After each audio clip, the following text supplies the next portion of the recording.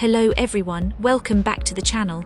Today we're in Washington D.C, checking out the outside of the White House and Lafayette Square, two iconic spots you've got to see. Right now I'm standing in front of the north side of the White House, even behind the security barriers. It's incredible to see in person. The scale, the columns and the gardens are just stunning. You can also see a few protesters with signs along the fence. Demonstrations are a constant part of the White House atmosphere, which makes this spot feel alive.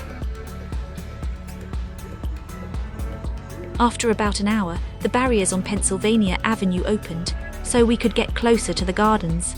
Now the view is amazing. You can see the white columns, the fountain, and the perfectly maintained lawns up close.